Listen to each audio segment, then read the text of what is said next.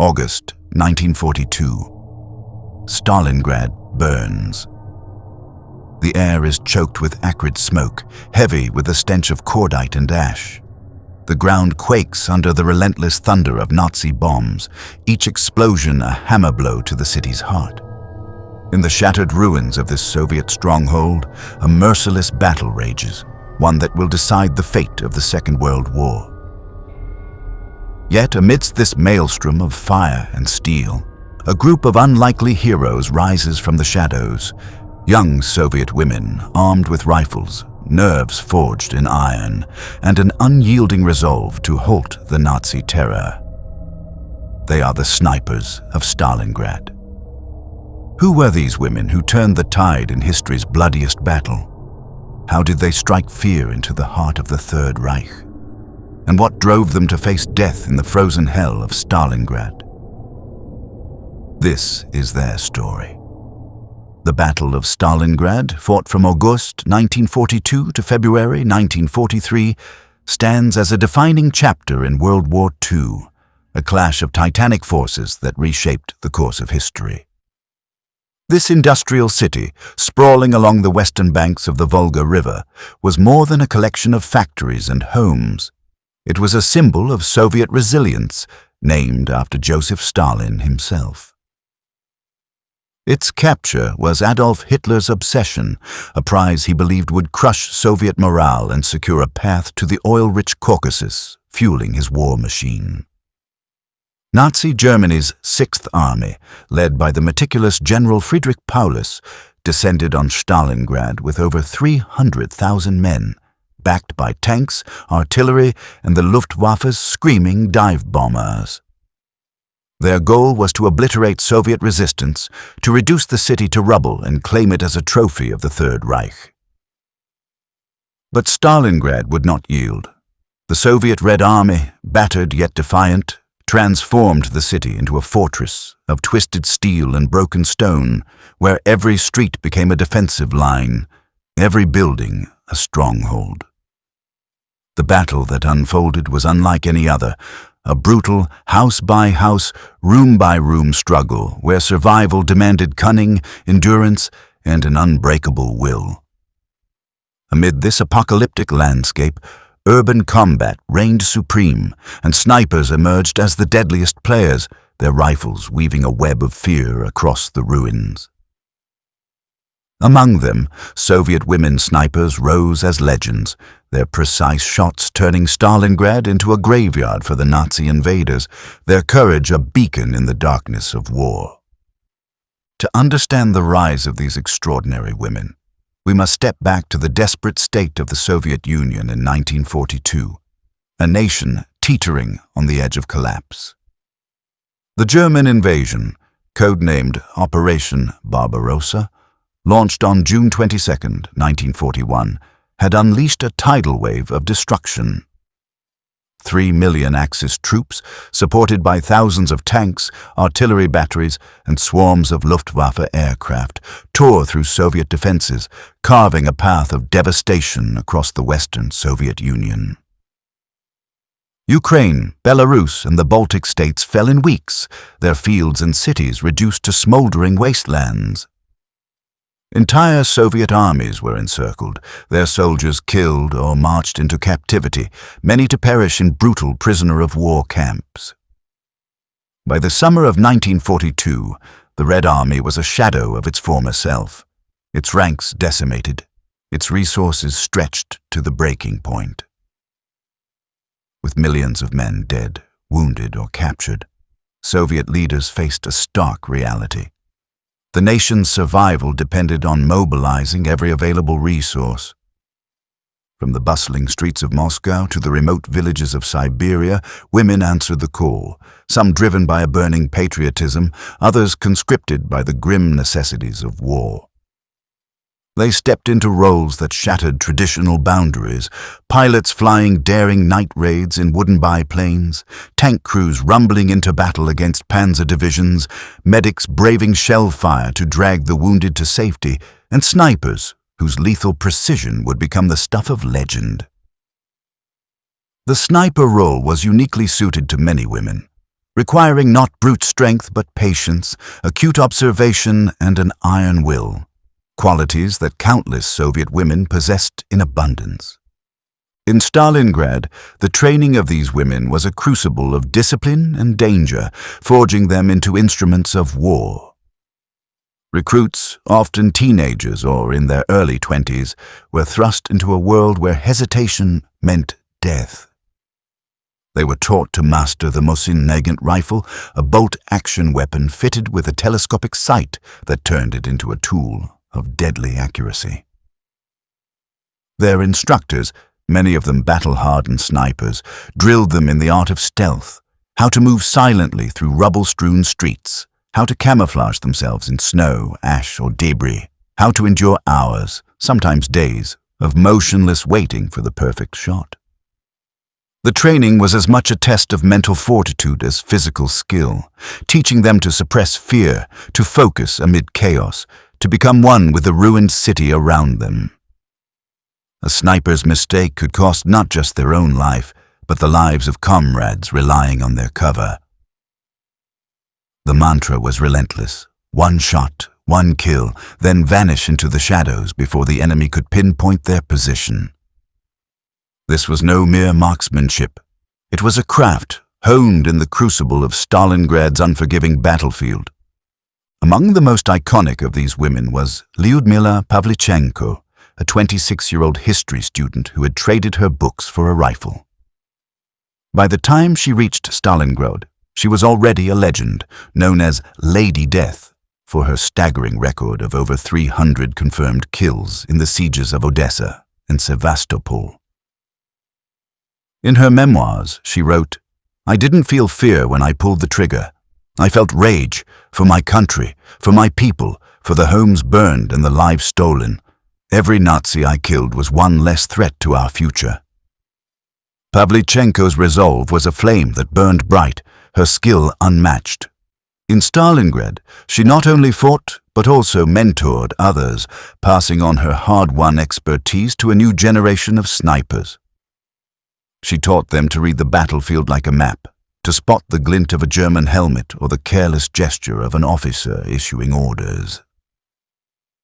Her lessons were uncompromising, delivered with the authority of someone who had stared death in the face. "You don't shoot to wound," she told her students. "You shoot to kill. Hesitate, and you're dead." Her guidance transformed raw recruits into deadly instruments of resistance, their rifles an extension of their will to defy the invaders. Another sniper, Nina Lobkovskaya, was just 20 when she entered Stalingrad's crucible, her youth belying her lethal skill. A factory worker before the war, she had never held a rifle until her training began, yet she quickly proved herself a natural, her steady hands and sharp eyes making her a formidable marksman. In a later interview, she recalled, "The city was a skeleton, all broken buildings and ash. We didn't fight for glory, we fought to survive. I learned to see the enemy before he saw me. One mistake, and you were dead."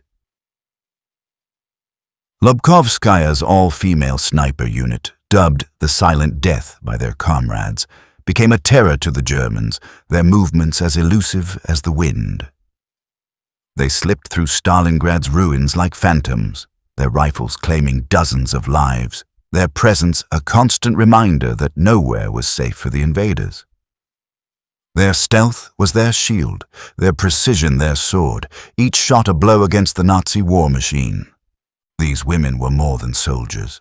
They were a direct challenge to the Nazi ideology that relegated women to subservient roles, deeming them unfit for combat. German propaganda mocked Soviet women fighters, labeling them unnatural, even monstrous, but in Stalingrad, these women turned the narrative upside down. They became the hunters, stalking Nazi soldiers through the rubble-strewn streets, their rifles delivering justice with every crack of gunfire.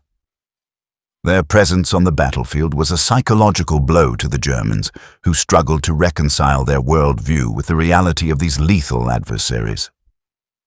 The women snipers' defiance was a beacon of resistance, their courage a challenge that echoed through the ruins, striking at the heart of Nazi arrogance. But their bravery came at a terrible cost. Snipers were despised by the Germans, and women snipers even more so.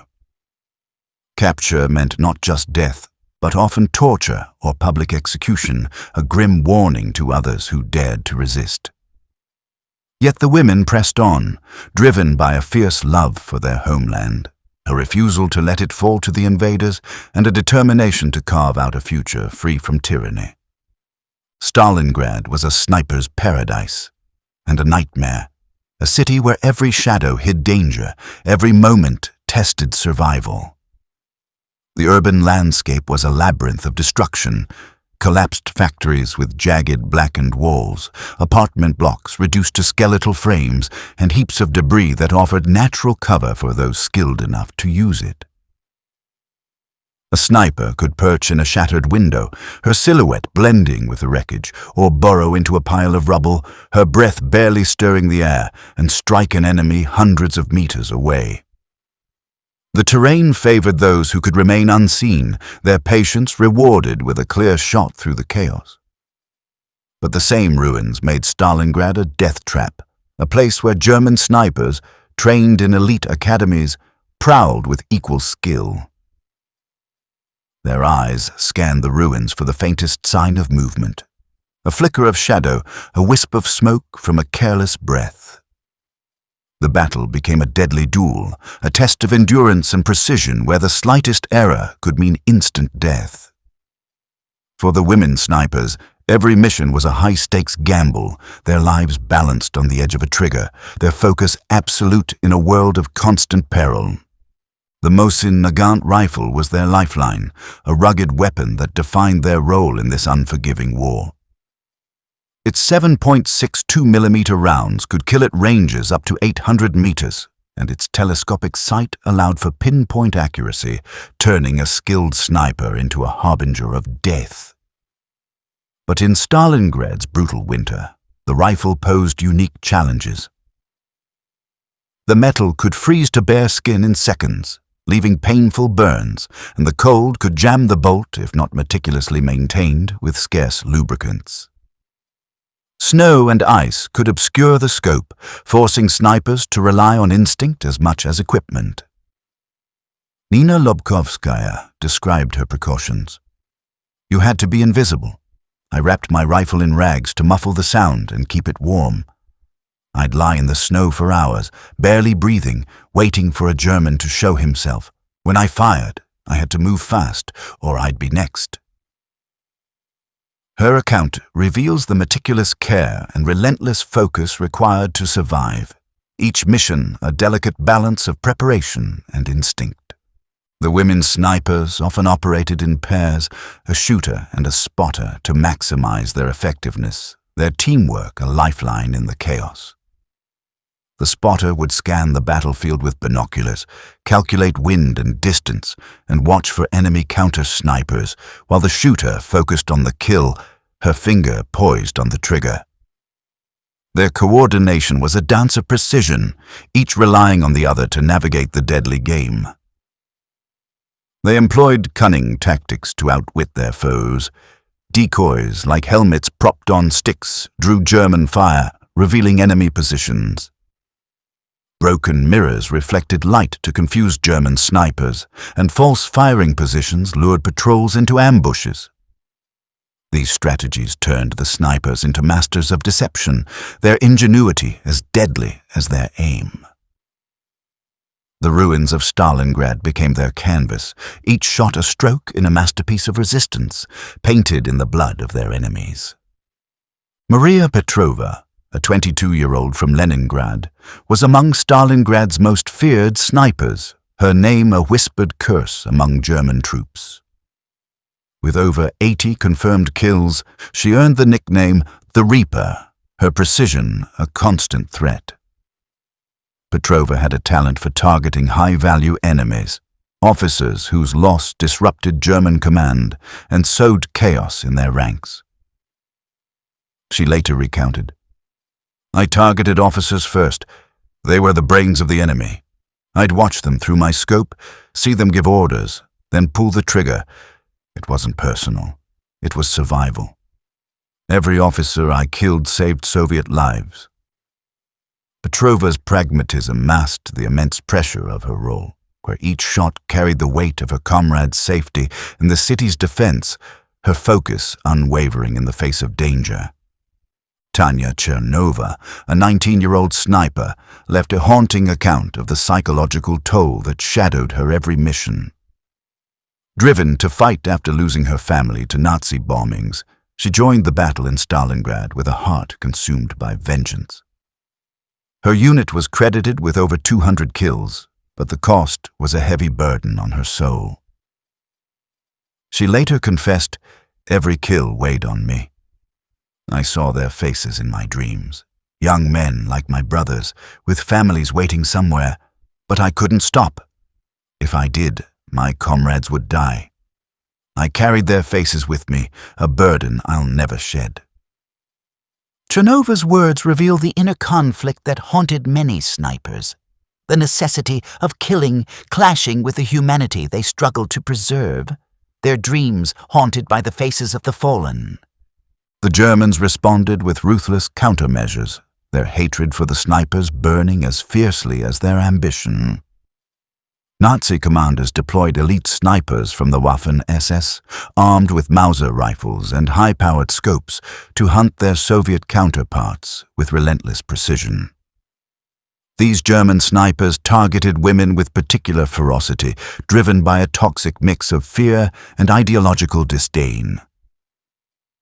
Nazi propaganda leaflets branded Soviet women snipers as monsters and unnatural, promising gruesome fates for those captured, torture, mutilation, or public execution.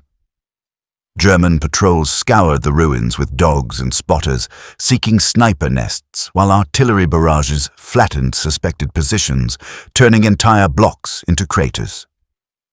Yet the women adapted, changing locations with the agility of ghosts, using the city's chaos to cloak their movements.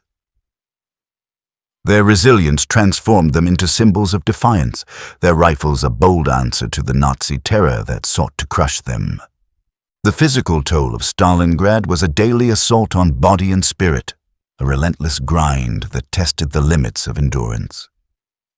The women snipers faced the same horrors as their male comrades, the deafening roar of artillery that shook the earth, the scream of Luftwaffe dive bombers raining death from above, the ever-present threat of a stray bullet or shrapnel. By November 1942, Stalingrad's winter descended with merciless force, a cold so deep it seemed to freeze time itself. Temperatures plummeted to -30 degrees Celsius, turning the city into a frozen wasteland where snow piled high in the streets, drifting into crevices and burying the dead where they fell. Ice coated every surface, making each step a gamble, each movement a battle against the elements.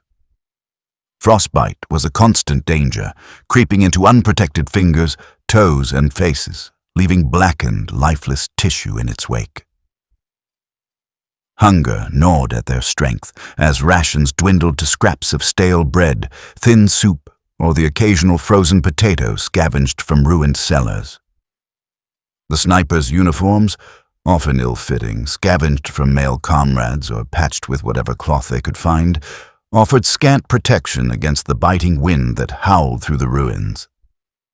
Yet they endured, their rifles steady despite trembling hands and hollow stomachs, their resolve a fire that the cold could not extinguish, their mission a lifeline in a world of despair. Lyudmila Pavlichenko described the brutal conditions that defined their existence. "We lived like rats, hiding in cellars, eating whatever scraps we could find. The cold was worse than the bullets. It seeped into your bones, made every movement agony. But we couldn't stop. Every shot we fired saved Soviet lives." Pavlichenko herself was wounded in Stalingrad, a jagged piece of shrapnel tearing into her shoulder during a German artillery barrage that turned the air into a storm of metal. The injury was severe, blood soaking her uniform, staining the snow beneath her, but she refused to leave her post, stitching the wound with a trembling field kit and returning to her rifle.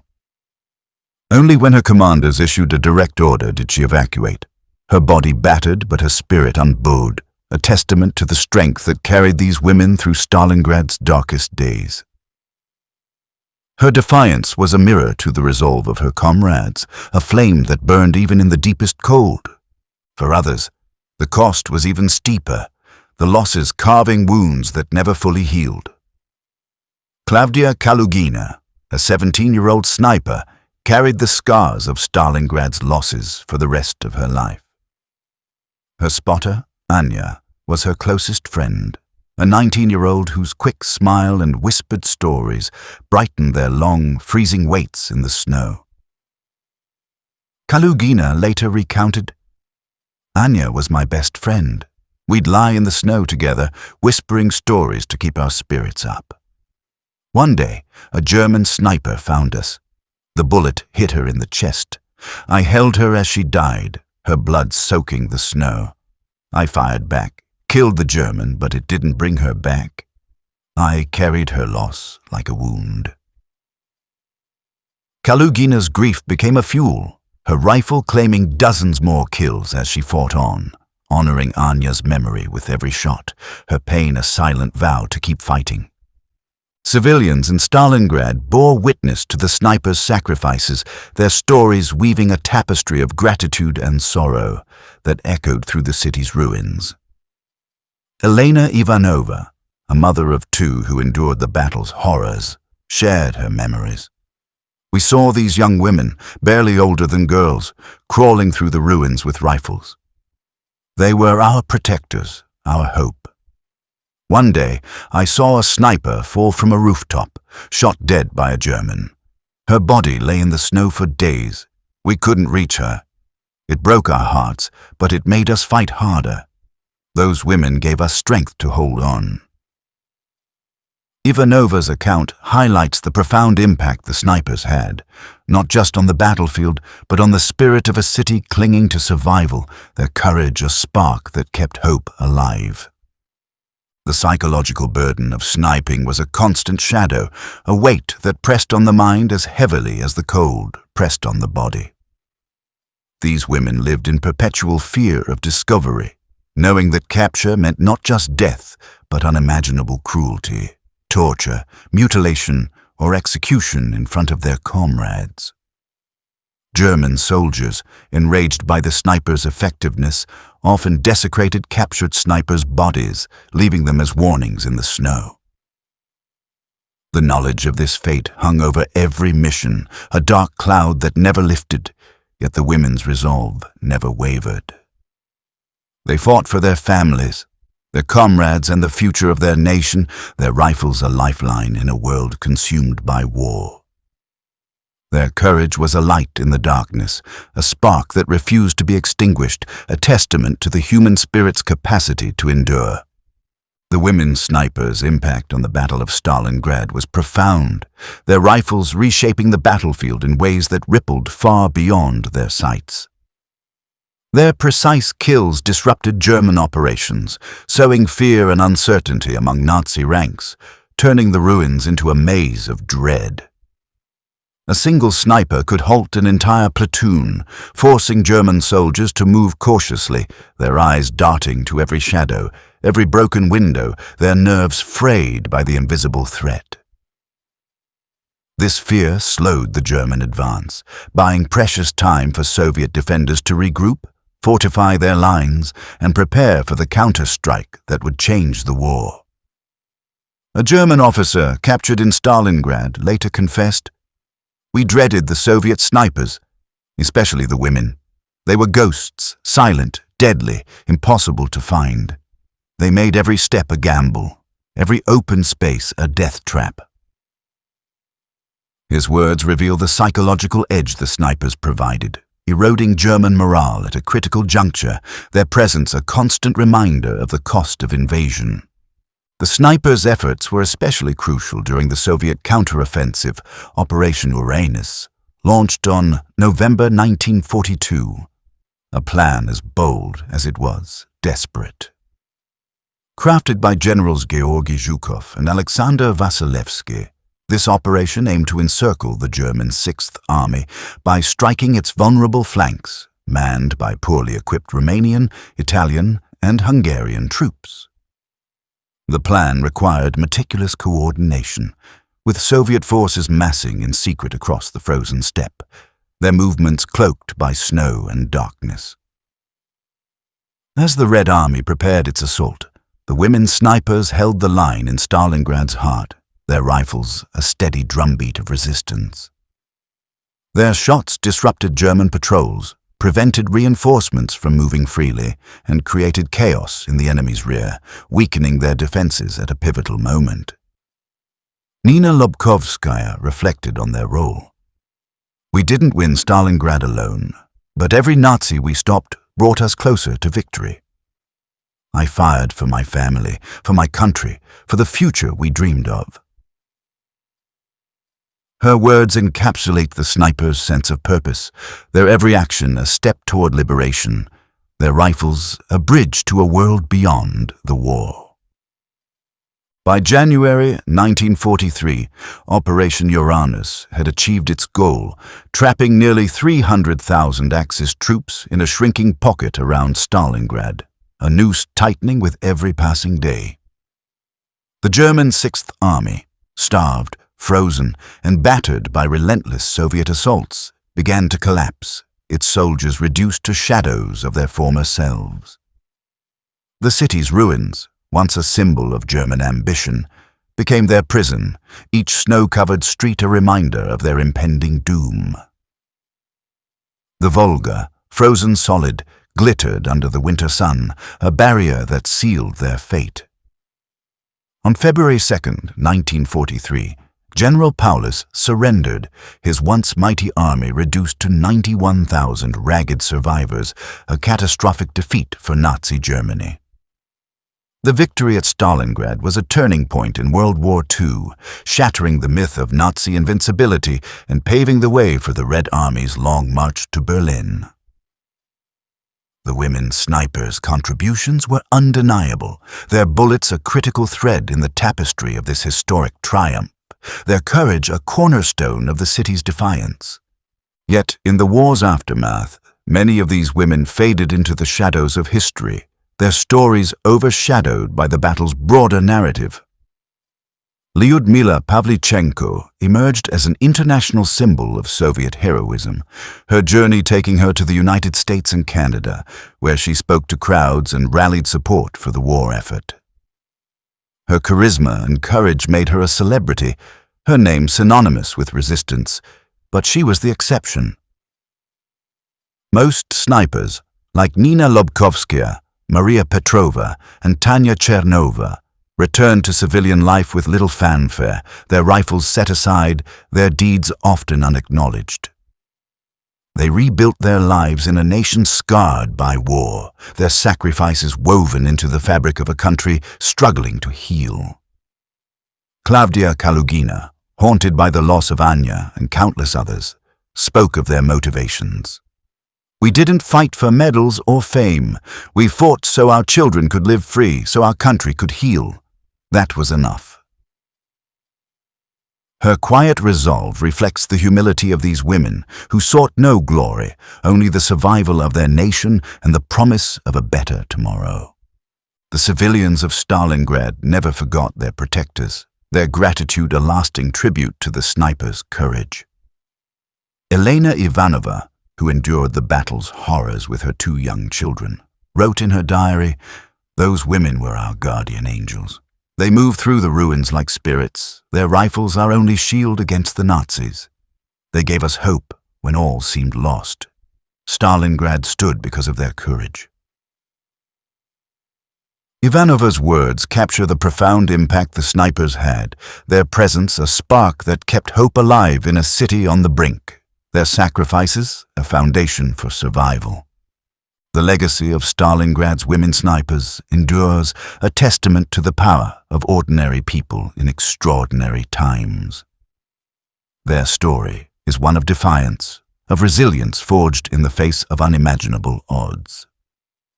They were not born warriors. They were sculpted by the crucible of war, their rifles an extension of their will to resist, their courage a flame that burned through the darkest nights. In the frozen ruins of Stalingrad, they proved that courage knows no boundaries, that sacrifice transcends all limits. Their kills, hundreds, perhaps thousands, were more than numbers. They were acts of resistance that helped turn the tide of history, each bullet a message to the Nazis. You will not prevail. Each shot was a promise to their comrades. We will not fall. Their actions rippled beyond the battlefield, inspiring a nation to stand firm, their legacy a reminder of the strength found in unity and sacrifice. Today, the women snipers of Stalingrad are honored in memorials across Russia, their names carved into the stone of Volgograd's Mamayev Kurgan, the hill where so many fought and died, its slopes a silent witness to their bravery. Their rifles, once instruments of death, are now symbols of resilience, preserved in museums as relics of a generation that refused to break. But their true monument is the freedom they helped secure, the future they fought to protect, the world they helped rebuild from the ashes of war. The Battle of Stalingrad was won not just by tanks or artillery, but by the courage of individuals who faced impossible odds and prevailed, their hearts as steadfast as the city they defended. The women snipers were among them, their legacy a testament to the enduring power of the human spirit, a light that shines through the ages. The women snipers of Stalingrad answered the call of history, their rifles a clarion call in a world consumed by darkness. In a city reduced to rubble, they stood firm, their weapons a shield against the terror of the Third Reich. They were daughters, sisters, and mothers who became warriors, their courage reshaping the bloodiest battle of World War II. Who were these women? They were Lyudmila Pavlichenko with her 300 kills, Nina Lobkovskaya, the Silent Death, Maria Petrova, the Reaper, Tanya Chernova, haunted by her kills, Klavdia Kalugina, grieving her lost friend, and countless others whose bravery history must never forget. How did they strike fear into the Third Reich? With every precise shot, they shattered Nazi morale, disrupted their plans, and gave hope to a beleaguered nation. And what drove them to face death in Stalingrad's frozen hell? A love for their homeland, a refusal to bow to tyranny, and a fierce belief in a better tomorrow. Their story is a reminder that heroes can emerge from the most unlikely places, that the human spirit can shine even in the darkest of times. In the icy ruins of Stalingrad, these women proved that courage knows no boundaries, that sacrifice transcends all limits. They faced unimaginable horrors, bitter cold, gnawing hunger, the loss of friends, and the ever-present spectre of death. Yet they never faltered. Their rifles spoke when words failed, their bullets a testament to their unyielding spirit, their actions a vow to those who would come after. They fought not for themselves, but for a world free from the shadow of tyranny, for a future where their children could live without fear. So, what do you think? Could you have faced the terrors of Stalingrad as these women did? How did their bravery shape the world we live in today? Share your thoughts in the comments below. If this journey into the heart of Stalingrad's heroism moved you, give us a thumbs up, subscribe, and hit the bell for more epic war stories. Until next time, keep exploring history with Epic War. Keep asking questions, and keep seeking the truth.